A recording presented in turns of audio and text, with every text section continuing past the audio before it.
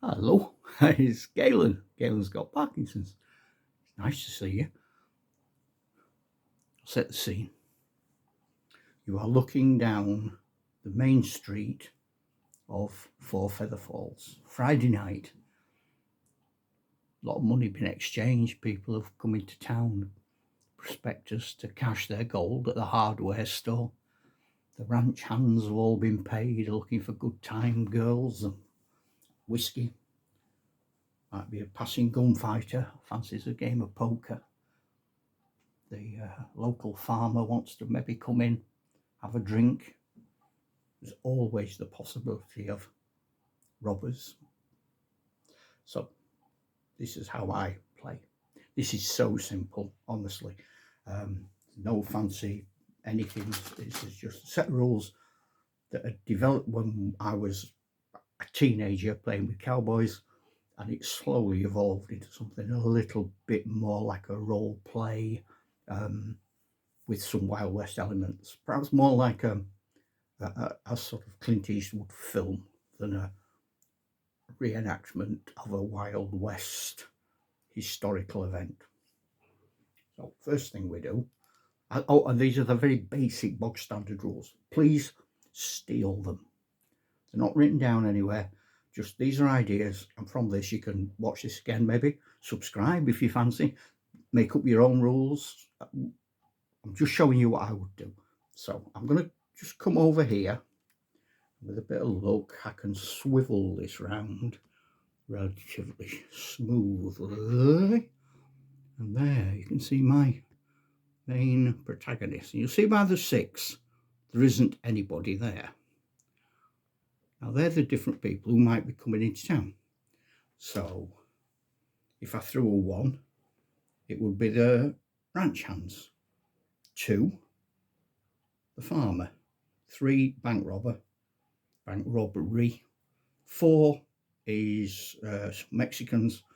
5 is a professional gambler. So let's go back to the main street here, because that's where the action is going to take place. Get that set up, and we don't need to fiddle with that anymore.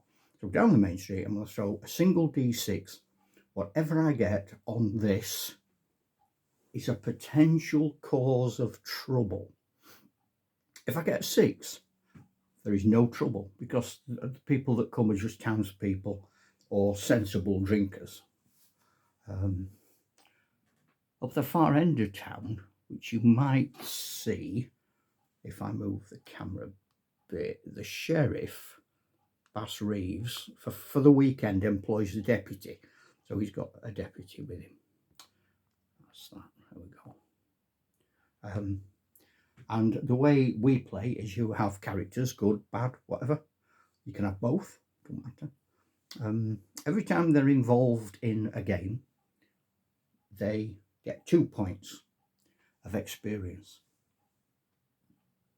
So even if nothing happens tonight, they're going to get 2 points of experience.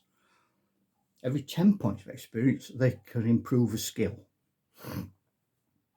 At the moment, all skills are based on throwing 2d6 and getting 7 or more. So if you improve quick draw to 6, you need to get 6 or more. You can't be better than 4. That's the fastest humanly possible. So that's sort of where we're at. Bass Reeves has been involved in 2 actual games put on by other people, both of which he was involved in a victory. A victory gives you 3 points, so that gives him 6. And then I've literally played this twice, getting ready for the video we're making now. And both times there wasn't any trouble in the inn. But he still gets 2 points for that. So that's giving him 10 points. So those 10 points can become 0, and I can spend them on a skill. Okay. Which I might do as we play. I might not. I haven't decided. So the first thing I'm going to do is this D6 is going to tell us who is actually in the town this Friday night. If I throw it towards Wild Bill Hickok, it goes nowhere near Wild Bill Hickok. Neither does that. How about that? Yeah, that's a 3. So a 3, oops, is not good. 3 is a bank robbery. Okay, now bank robbery is going to supersede everything else. Doesn't matter who else is in the town, because this is a biggie. So now I'm going to throw again, are there any other people in town at the time of the bank robbery? So let's have a look. 6. I'll move the bank manager. It's fainted. 6. 6 is nothing. There are no other people in the town at the time of the robbery. Okay. Now, if I was playing this with another player and they were the robbers, they would throw a secret D6 to tell them how many robbers were in their gang, and I wouldn't know this. So let's assume that's you. So now you throw a D6. I'll show you what you threw. You threw a 4. Okay. So you've got 4 men in your gang. Those 2 we've already got.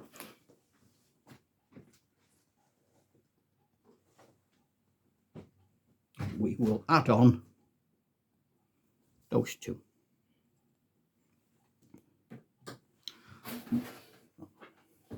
Now you decide how you want to approach the robbery. I mean, you might want to come in all guns blazing, but let's sort of be a bit more wise than that. So what I'm going to say is, the day before the robbery, because the robbery is going to happen at night, 2 of our gang have tried to sneak into town incognito. So let's say those 2. They're just coming to book rooms at the Silver Dollar, some cover story. We're looking for work, whatever. So let's do that now. The thing is, this is where it becomes a bit of a role play, because a bit like the old Dungeons and Dragons, you throw 3d6 for a character's intelligence. Now for them, because they're not named characters, they don't already have a generated one, it's random. So they have an intelligence of, a lot. They have an intelligence of 17. Now Bass Reeves is a named character. So he throws not 3 dice, he throws 4 dice. Okay, so they've got 17, remember. Bass Reeves, 12, 15, I made that 18. 3 6s, yeah. Now, so Bass Reeves is cleverer than them, only just, but he's an 18, they're a 17. Difference is 1. So now, if Bass Reeves throws a 1, he doesn't spot them. If he throws anything other than a 1, he clocks them as being villains. So here we go. He threw a 5. Now, okay, so now what do? I'm Bass Reeves. I know there are 2, perhaps I got wanted posters up in the jail. So what am I going to try and do now? What I'm going to try and do now, I think, is if I raise a posse, that could give too much of an alarm. And I've already decided in my head that the actual robbers are going to come to the back of the bank from there. So he is hiding out in the desert. Those 2 that have sneaked in, their job is going to be to play a diversion. There's also, remember, if you watch the earlier videos of how I built the town, there is this ruined hut. So he is going to go and hide in there. He's going to spend the day hiding in there, and that night he will come out and help with the diversion. Now, the robbers know all that. Whoever was the robber could have written that down. You could have 4 different players with a robber each, and you could go off into a little room, have a huddle, have a beer, plan what you're going to do. Get yourself a map of the town, whatever. So, if Bass Reeves can get a posse, he could improve his odds. Well, I think Wild Bill is a definite possibility, isn't he? I mean, I can't imagine Wild Bill Hickok, if he owns the inn, the Silver Dollar, wanting to miss out on that. Got Bass Reeves and his deputy, that gives us 4. Now, there are no other gunfighters, ranch hands, random gamblers. Everyone else has got sort of a wife and a job. I don't think it's fair to ask them. So I have now got a party of 3. Without being too obvious, Wild Bill moseys down there as night begins to fall. Now, we're assuming that there's a robbery. Now, so, because I'm playing this on my own, I know that it's a bank robbery. If you're playing this with your friends, you wouldn't. 3 of you would be Bass Reeves, you know, Wild Bill, whoever you want. Call them what you want. Tex Tucker, some name you invent. And the other 4 would be robbers. The robbers don't tell the good guys what they're up to, and they don't tell them where they are. And the good guys don't tell the robbers what they're up to until it all sort of kicks off. And I think because that's been 11 minutes now, we'll call that the setting up of the game. And I'll have a think about a fair way of doing that. And come back in the next video to actually play out the gunfight, assuming there is one. So I'm going to leave you just looking down the street as the music fades out over the plains. There's a yellow rose in Texas. I'm gonna